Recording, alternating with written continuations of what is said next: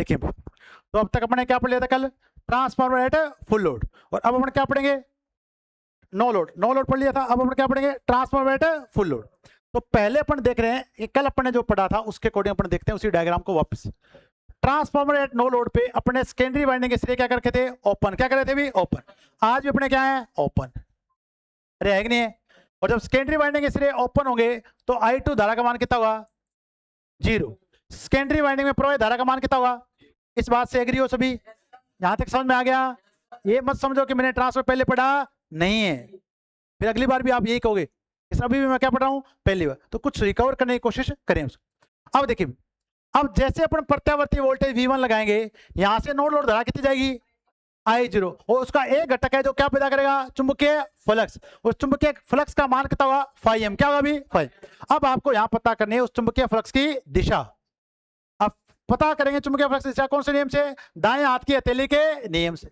तो अगर आपके चालकों में धारा की दिशा इस प्रकार है, धारा की दिशा इस प्रकार है, तो दाएं हाथ की उंगलियां धारा की, तो अंगूठा बताएगा एन पोल को। तो आपके पास यहाँ एन पोल बनेगा, तो ऊपर कौन सा पोल बनेगा, एस पोल। क्या बनेगा, एस। और चुंबकीय फ्लक्स एन से कहां जाता है, एस की ओर। तो कोर में से होता हुआ चुंबकीय फ्लक्स एन से कहां पहुंच जाएगा, एस की ओर।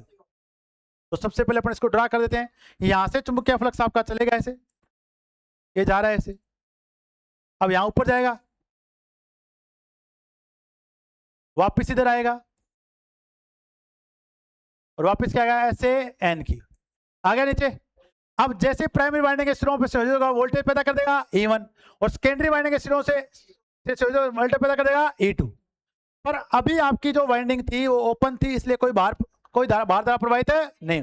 अपन ये पढ़ा था at no load, at no load, ये अपने पढ़ा था एट नो लोड। अब आज अपन को पढ़ना है एट फुल लोड। आप देखें, अब फुल लोड का मतलब क्या है, जो देखें, अगर अपन यहां पर बाहर जो बाहर लगा देंगे, क्या लगा देंगे, बाहर, तो ट्रांसफर ने बाहर लगा दिया। अब जैसे आप बाहर लगाओगे, यहां पर धारा प्रवाहित होगी I2। क्या प्रवाहित होगी, I2। सही है भी, यहां धारा प्रवाहित होगी I2। प्राइमरी वाइंडिंग में धारा कौन सी प्रवाहित हो रही है, I0। क्या प्रवाहित हो रही है, I0। और इस प्राइमरी वाइंडिंग में धारा I0 प्रवाहित हो, इसके कारण यहाँ पे विरोधी विद्युत वाहक बल पैदा हो रहा था E1।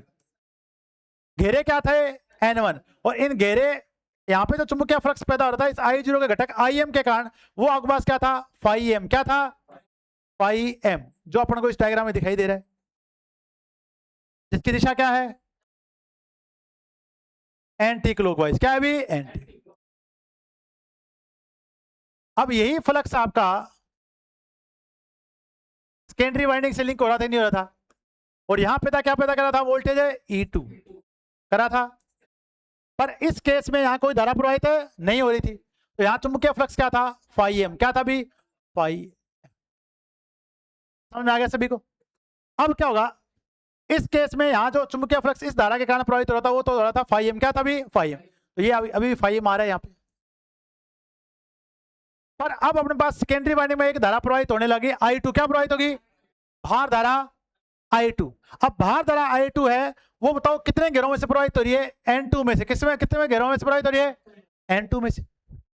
अब घेरे N2 है और धारा क्या है, I2। तो आपने पढ़ा होगा चुंबकीय वाहक बल। क्या पढ़ा है, चुंबकीय वाहक बल बराबर किसके होता है, एम्पियर टर्न। एम्पियर टर्न, अरे बताओ होता है कि नहीं होता, चुंबकीय वाहक बल एम्पियर टर्न। अब एम्पियर कितने हैं, I2। टर्न कितने हैं, N2। अब I2 N2 के कारण एक चुंबकीय फ्लक्स पैदा हुआ। क्या पैदा हुआ, चुंबकीय फ्लक्स। अब उस चुंबकीय फ्लक्स की आपको घूर्णन की दिशा ज्ञात करनी है। तो अब आपको पहले पता करनी पड़ेगी यहाँ धारा की दिशा। तो यहाँ धारा I2 ऐसे आ रही कि नहीं आ रही, तो I2 की दिशा बताओ ये होगी कि नहीं होगी। अब दाएं हाथ की उंगलियां धारा की दिशा में, तो यहाँ कौन सा पोल बन जाएगा, N पोल। ऊपर कौन सा बन जाएगा, S पोल। बताओ समान पोल एक दूसरे को, यहाँ पे भी पहले कौन सा पोल था, N, और यहाँ क्या था, S। अब तो इसके कारण जो चुंबकीय फ्लक्स पैदा हुआ, क्या वो ऊपर जाएगा नीचे आएगा, अरे नीचे आएगा।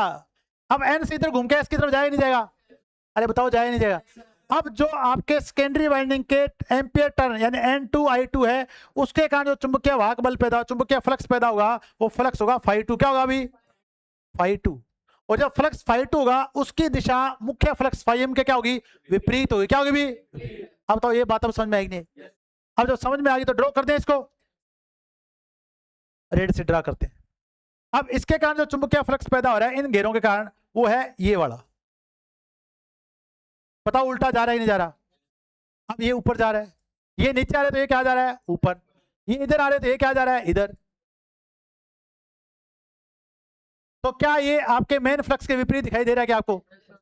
जब आपके पास दो फ्लक्स ऐसे आ जाएं जो एक ही कोर में हो परंतु उनके घूमने की दिशा एक दूसरे क्या हो? विपरीत हो, तो बताओ नेट फ्लक्स का मान घटता है कि बढ़ता है? ये कौन सा प्रभाव है? कम्युनिटिव है डिफरेंशियल है?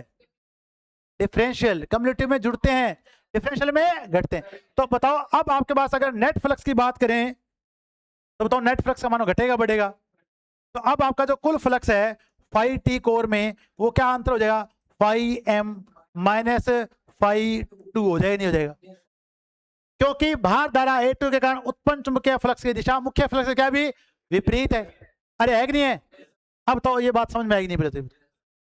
बता दो, समझ में आ गई सभी को? अब हमारे पास क्या हो रहा है, अब अगर अपन प्राइमरी साइड की तरफ जाएंगे तो प्राइमरी साइड में इस चुंबकीय फ्लक्स के कारण वोल्टेज पैदा हो रही थी E1। क्या हो रही थी? E1। यहाँ पे आरोपित वोल्टेज क्या थी? V1। यहाँ पे उत्पन्न वोल्टेज क्या थी? E1। अब अगर आपके नेट फ्लक्स का मान घटेगा, नेट फ्लक्स का मान घटेगा, तो क्या उत्पन्न वोल्टेज का मान घटेगा या बढ़ेगा? घटेगा। क्योंकि फेराडे ने नियम दिया था विद्युत चुंबकीय प्रेरण का, उस दूसरे नियम में कहता है कि उत्पन्न वोल्टेज की दर, उत्पन्न जो वोल्टेज होगी वो फ्लक्स परिवर्तन की दर के क्या होती है? समानुपाती। अगर फ्लक्स में परिवर्तन की दर घटेगी तो उत्पन्न वोल्टेज का मान घटेगा। घटेगा नहीं घटेगा? अब देखो अगर मैं यहाँ पे प्राइमरी वाइंडिंग का कुछ प्रतिरोध मान लेता हूँ, यहाँ पे प्रतिरोध भी होगा, प्रेरणिक प्रतिघात भी होगा। अपन तो इसको Z मान लेते, Z कितना मान लेते? Z1। क्या मान लेते भी? Z1। प्राइमरी वाइंडिंग का प्रतिबाधा क्या मान लेते हैं? Z1 मान ले, मानने में तो कुछ नहीं जाता। अब क्या होगा, इसको आगे लेके चलते। उत्पन्न वोल्टेज E1 समानुपाती है d बाई एम बटा में dt। अरे है कि नहीं है? अब इसका मान बताओ कम हो रहा है कि नहीं हो रहा? अरे कम हो रहा है, तो उत्पन्न वोल्टेज का मान भी क्या होगा? कम। अरे होगा नहीं होगा? और ये है विरोधी विद्युत वाहक बल। अब प्राइमरी वाइंडिंग में जो धारा प्रवाहित हो रही थी पहले I0, क्या प्रवाहित हो रही थी? I0। वो किसका अंतर थी? V1 माइनस E1 बटा में मान लेते हैं Z1। क्या मान लेते हैं? Z1। अब इसका मान तो हो गया कम, क्या हो गया? कम। इसका मान उतना ही है, तो बताओ इन दोनों का अंतर बढ़ा कि नहीं बढ़ा?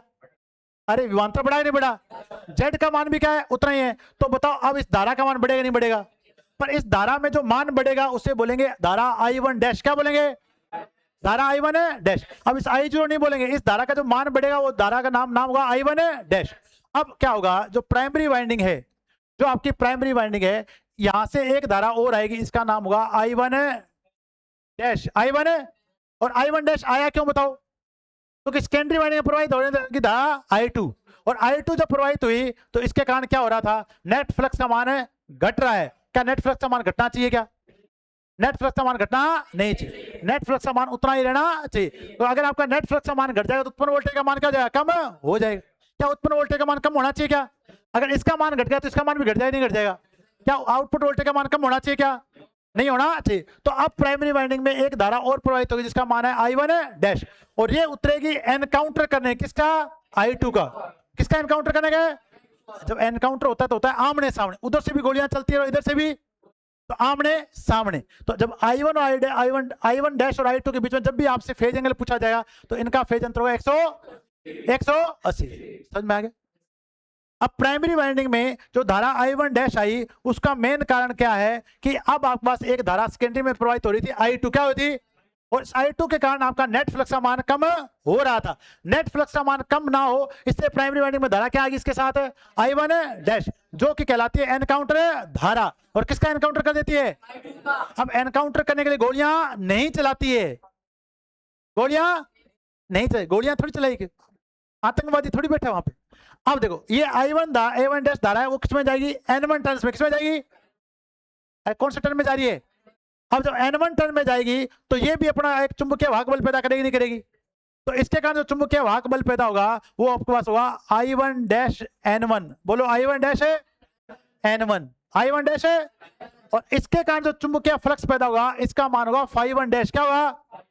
φ1 डैश। और इसका मान इतना ही होगा जितना मान किसका होगा? φ2 का। किसका होगा? इसका मान कितना होगा? जितना मान किसका होगा? φ2 का। अब बताओ आपके पास कितने फ्लक्स आ गए? 3। कितने आ गए? 3।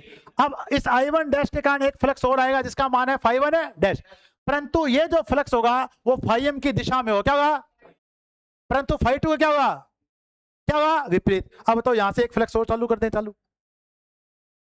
ठीक है भाई, थोड़ा सा आपको क्या है, मेरी क्लास में थोड़ा जोर आ सकता है, पर आपको दिक्कत बाद में नहीं आएगी, फिर एग्जाम में दिक्कत नहीं है। अब देखिए, इसके कारण एक फ्लक्स और पैदा होना चालू हो गया यहां से, इसका नाम है, ये दो इसके साथ जा रहा है इसकी दिशा में। अब कहता तू अकेला नहीं है, मैं तेरे क्या हूं? साथ में। और किसका एनकाउंटर कर देंगे? φ2। किसका एनकाउंटर कर देंगे? φ2। अब तो ये इसके साथ में जा रहा है कि नहीं जा रहा? तो अब आपके पास दो फ्लक्स आ गए, एक तो φm और एक φ1 डैश। अब तो इसके साथ जा रहा है कि नहीं जा रहा? जहां जहां ये वहां वाई। और ये किसके विपरीत होगा? इसके विपरीत है कि नहीं? देखो, अरे बताओ है कि नहीं है? इसके क्या है? विपरीत। अब बताओ, देखिए अब आपके पास 3 फ्लक्स हो चुके हैं। कितने फ्लक्स हो चुके हैं? 3, जिसमें से 2 तो एक दूसरे क्या है? विपरीत। तो बताओ, जस्ट एक दूसरे के विपरीत, दोनों एक दूसरे कैंसिल कर देंगे, नहीं कर देंगे? तो फिर बचेगा कौन वापस? कौन बचेगा? φm। क्या बचेगा? φm। तो क्या चुंबकीय फ्लक्स का मान चेंज हुआ? चुंबकीय फ्लक्स का मान चेंज नहीं हुआ। तो ट्रांसफर में आपको हमेशा याद रखना है कि शून्य भार से पूर्ण भार तक चुंबकीय फ्लक्स का मान चेंज नहीं। कहीं आपका तो यहाँ भार बढ़ा है, चुंबकीय फ्लक्स का मान भी बढ़े, आपका नंबर घटे जाएगा। समझ में है कि नहीं है? तो चुंबकीय फ्लक्स का मान कभी भी चेंज नहीं है। तो अब अपने पास क्या होगा? तो देखें, इसके साथ अब φt के साथ एक फ्लक्स और आएगा जो उसके विपरीत होगा, उसका नाम है φ1 डैश। अब ये दोनों एक दूसरे क्या कर देंगे? एनकाउंटर। क्या कर देंगे? तो बताओ φt, बताओ φm बचा कि नहीं बचा? अरे बचा कि नहीं बचा? तो क्या ट्रांसफॉर्म में शून्य भार से पूर्ण भार तक चुंबकीय फ्लक्स का मान चेंज हुआ? तो कभी भी ट्रांसफॉर्म में शून्य भार से पूर्ण भार तक चुंबकीय फ्लक्स का मान चेंज है? क्यों नहीं होता? समझ में आएगी नहीं है? तो इस बार हमारे पास एक एनकाउंटर धारा आएगी जिसका मान है I1 डैश। अब तो प्राइमरी वाइंडिंग में कितनी धाराएं प्रवाहित हो रही हैं? 2, एक I0 और एक I1 डैश। और बताओ, अब बताओ यहाँ पे जो धाराएं होती है वो फेजर धारा है कि नहीं है? अरे बताओ, यहाँ पर फेज अंतर होता ही नहीं होता? तो बताओ, यहाँ पर अंकगणितीय जोड़ करते हैं, फेजर जोड़ करते हैं? क्या करते हैं भी? फेजर। कौन सा जोड़ करते हैं? फेजर। अब इन दोनों धाराओं का जो फेजर जोड़ होगा वो धारा होगी I1। क्या होगी? I1। तो प्राइमरी वाइंडिंग में धारा प्रवाहित होगी I1, और I1 धारा दो धाराओं का फेजर जोड़ होगी I0 प्लस I1 है, और I1 डैश किसका एनकाउंटर करने को उतलेगी? तो जितना मान इसका होगा उतना ही मान किसका होगा? I1 डैश का। समझ में आएगी नहीं है? तो अपने पास ये सारी बातें आपको समझ में आ जानी चाहिए। तो अपने क्या लिखा कि I0 ये जैसे ये कम होगा तो अब पास इसके साथ एक धारा हो रहा है जिसका मान क्या है? I1 dash. अब इन दोनों का जो फेजर जोड़ होगा वो आपके पास धारा होगी I1। क्या होगी? I। तो अगर आप इनको जोड़ोगे दोनों के तो अपन लिखेंगे I1 बराबर I0 का स्केयर प्लस I1 डैश। क्या कर दें? अरे क्या कर दें? फेजर है जोड़। पर बच्चों देखिए क्या होता है, इस I0 का मान बहुत क्या होता है? कम होता है। अरे होता ही नहीं होता, बहुत कम। तो I0 का मान बहुत कम होता है, तो अपन इसको क्या मान सकते हैं लगभग कि जो आपके पास I1 जो धारा होती है वो लगभग बराबर होती है I1 डैश के। लगभग बराबर किसके होती है?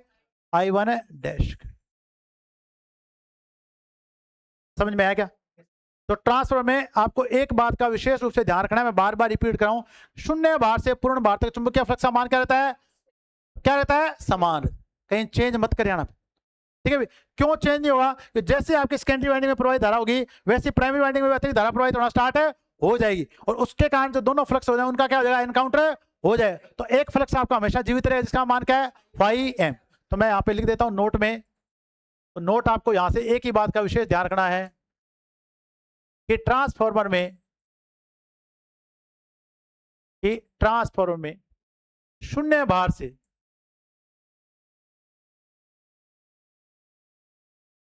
पूर्ण भार तक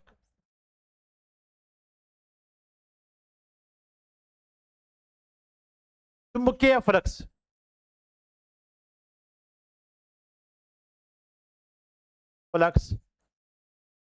समान रहता है या स्थिर रहता है? स्थिर रहता है। ठीक है भी? अब आपको पता चल गया I2 क्या आपकी रेटेड भार धारा, रेटेड भार धारा। I1 क्या है? प्राइमरी वाइंडिंग में प्रवाहित है धारा, जिसका जो किसके दो के जोड़ के बराबर है? I0 plus I1 dash. और I1 डैश कौन सी धारा है? एनकाउंटर धारा। किसके लिए? I2 के। जितना I2 उतना क्या हो? I1 dash. ठीक है भाई। तो यहाँ पे I1 बराबर तो क्या होगा I1 डैश, और I1 डैश बराबर होगा I2, किसके बराबर होगा I2, ठीक है भाई। तो अब अपन दोनों क्वेश्चन देखते हैं एक बार फिर। हाँ रूट में स्केयर आएगा, नहीं किया क्या मैंने, भी कर देते हैं, ये लो स्केयर आएगा जब भी आप फेजर जोड़ करेंगे, क्या आएगा भाई स्केयर, ठीक है ठीक है, स्केयर आएगा। अब आप देखो भैया, अब आप इस क्वेश्चन को पढ़ो वापस। तो अगर फुल लोड पे ट्रांसफर की द्वितीयक धारा I2 का मान समानता कितना होगा, फुल लोड पे पूछा है, किसे पूछा भी, तो फुल लोड पे क्या होता है रेटेड धारा के बराबर। समझ में आ गया सभी को, चलो अगला क्वेश्चन देखते हैं। पूर्ण लोड पर ट्रांसफर में प्राथमिक धारा I1 डैश बढ़ने का मुख्य कारण क्या है, मुख्य फ्लक्स को लगभग क्या रखना है, स्थिर रखने के लिए। तो मुख्य फ्लक्स को लगभग आपका स्थिर है तो क्या बढ़ेगी धारा I1। अब ये I1 नहीं वैल्यू होती है I1 डैश। अब देखिए अब आपको बनाने फेजर आ रहे, क्या बनाने भी फेजर।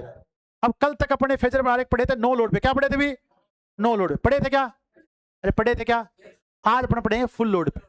अब आपको देखो कईयों ने कोशिश नहीं की कि यार I1 डैश क्या था I2 क्या था, अभी अगर आपको नहीं समझ में आया तो देखो अब आपको समझ में आया कि क्या है I1 डैश और I2। अभी अपने कल जो फेजर आरेख बनाया था, मैं पहले बना रहा हूं रजिस्ट्री बार पे, कौन से बार पे, रजिस्ट्री बार एट रजिस्ट्री लोड।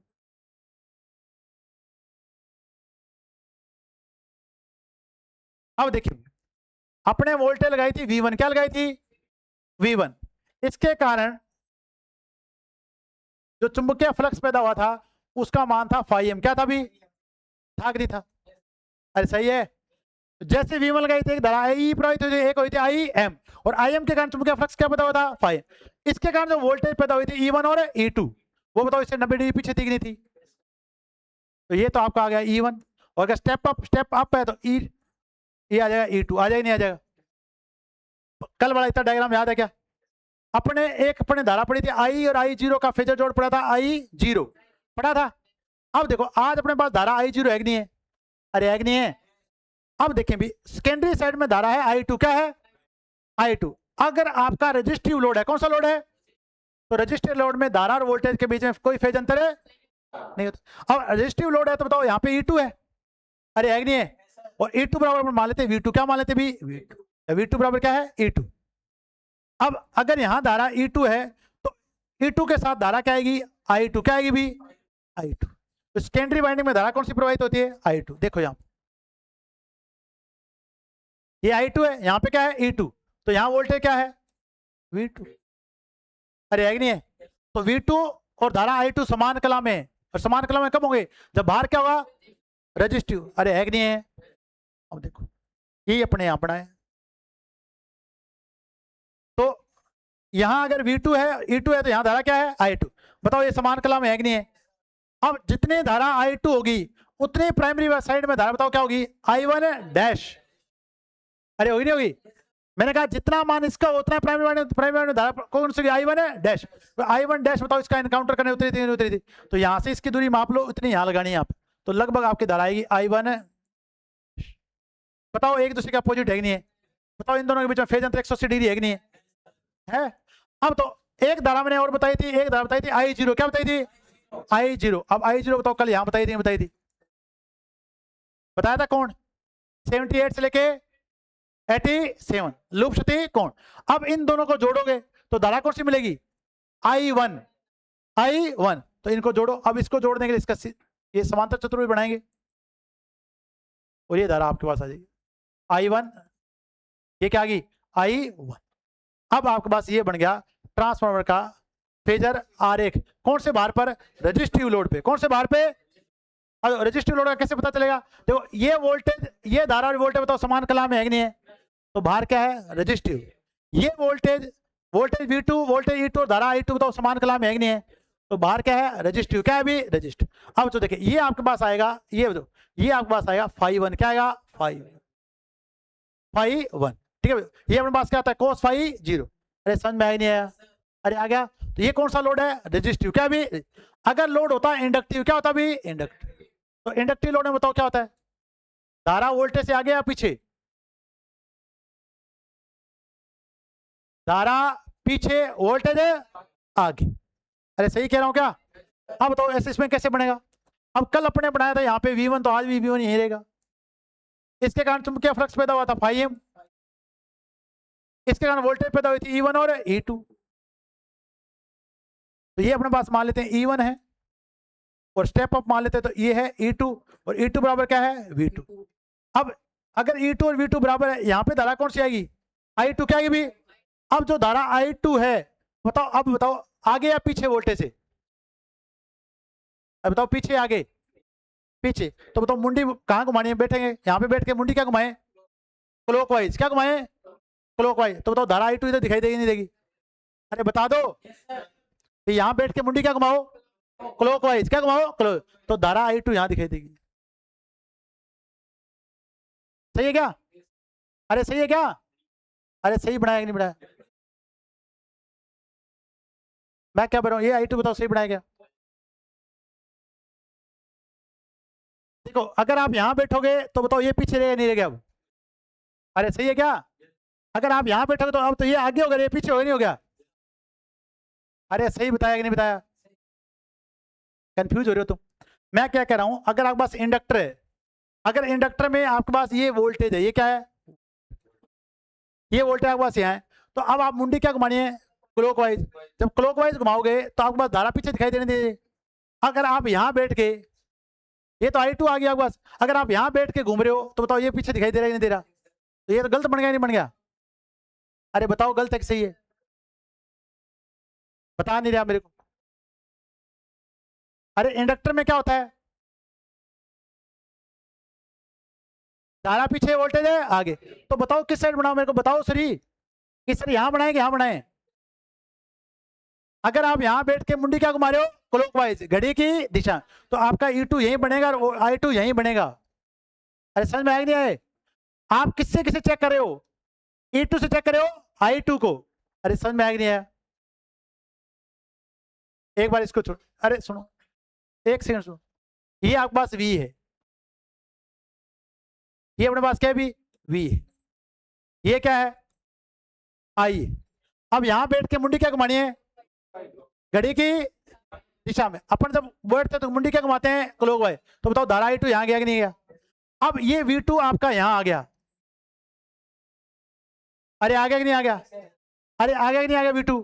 अब अगर V2 यहां आ गया, उल्टा आ गया, तो बताओ ये उल्टा जाएगा नहीं जाएगा? अब बताओ, तो बताओ अब इधर आएगा नहीं आएगा? अब अगर आप यहां बैठोगे तो मुंडी क्लॉकवाइज घुमाने का मतलब ऐसे ही तो घूमेगी। तो बताओ पीछे दिखाई दे रहा है कि नहीं दे रहा? तो मैं तो सही कह रहा हूं, पर मैं चेक कर रहा हूं तुम्हारे को समझ में आ रहा है कि यार? ठीक है, मुंडी क्या घुमानी है? क्लॉकवाइज। अब आपकी धारा यहाँ पे क्या आएगी? I2 क्या आएगी भी? I2। अब तो I2 का एनकाउंटर कौन करने को उतरी थी? धारा I1 है डैश। अब जितना I2 है उतना क्या बनाएंगे? I1 है डैश। बनाएंगे नहीं बनाएंगे? तो जितना I2 है उतना क्या बनाएंगे? I1 है डैश। ये धारा क्या आ गई? I1 है डैश। अब ये किन दो धाराओं का फेजर जोड़ है? इधर अपने पास क्या है? I0। क्या भी? I0। इन दोनों का जोड़ है कि नहीं जोड़? अब इन दोनों को जोड़ो तो क्या बनेगी? I1 है डैश। तो इसको आगे बढ़ा दो, ये बढ़ा दिया समांतर चतुर्भुज। ये धारा कौन सी आ गई? I1। बताओ आरोपित वोल्टेज से पीछे है कि नहीं है? अब यहाँ बैठ के मुंडी घुमाओ क्लॉकवाइज, बताओ पीछे है कि नहीं पीछे? ये भी पीछे, ये भी पीछे, ये भी पीछे, और यहाँ बैठ के मुंडी घुमाओ, ये भी क्या है? पीछे। तो बाहर इंडक्टिव हुआ कि नहीं हुआ? समझ में आया? तो ये कौन से लोड पे? इंडक्टिव है। क्या है? जब बाहर कैपेसिटिव हुआ तो धारा यहाँ चली जाएगी। तो जब आप धारा में बैठोगे तो वोल्टेज क्या दिखेगी? क्या दिखेगी? पीछे। तो उसे बोलते हैं कैपेसिटिव लोड। क्या बोलते हैं भी? कैपेसिटिव। बताओ ये फेजर है, समझ में आएगी नहीं है? तो अब बताओ देखें, यहां बैठ के देखो तो वोल्टेज क्या दिखाई दे? पीछे। तो हमेशा इन दोनों के बीच में बताओ फेज अंतर कितना होता है? अब आप पूछोगे सर इतनी देर से क्यों बता रहे हैं? अब एग्जामिनर को देखो, मैं कह रहा हूं आपकी निम्मी की बुक में 4-4 डायग्राम दिए गए, नहीं तो मैं आपको फोटो भेजूंगा इसकी एट फुल लोड की। अब उसको एक ही क्वेश्चन पूछना है कि बताओ प्राइमरी वाइंडिंग में प्रवाहित धारा I1 व सेकेंडरी वाइंडिंग में प्रवाहित धारा I2 के बीच में फेज अंतर कितना होता है? अब आपको पता नहीं है तो आपको कोई पता नहीं होगा फिर। सही कह रहा हूं क्या? अरे सही कह रहा हूं क्या? तो फेज अंतर कितना होता है? 180। वो आप डायग्राम जब बनाओगे तभी आपको बातें समझ में आएंगी।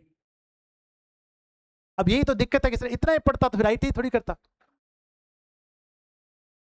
अगर मैं इतना ही पढ़ता तो क्या IT थोड़ी करता।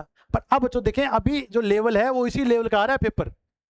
आपको इस सोच से आगे बढ़ के सोचना पड़ेगा कि इतना ही पढ़ता तो IT नहीं करता। अब IT पर आपको बहुत पढ़ना पड़ेगा।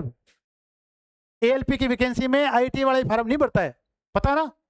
जो लोग डिप्लोमा करते हैं वो भी क्या भरते हैं, फॉर्म। और डिप्लोमा करके लोग बीटेक कर लेते हैं वो भी क्या भरते हैं, फॉर्म। और आपके पास सबसे कम योग्यता है और वो क्या है, IIT। आपको उस लेवल का पढ़ना पड़ेगा। पूरे भारत में 11,127 आदमी मिल जाएंगे जिन्होंने बीटेक करके क्या करके IIT। आप तो केवल IIT करके बैठे हो, तो आपका कंपटीशन उनके साथ हुआ कि नहीं हुआ, इसलिए आपको वो चीजें पढ़नी पड़ेंगी। तो अब इनके बीच में फेज अंतर तो हर बार 180 दिखाई दे रहा। अब यहाँ पे फेज अंतर कितना दिखाई दे रहा है, 180। अगर बाहर हो कैपेसिटिव, क्या हो कैपेसिटिव, तो कैसे बनाएंगे,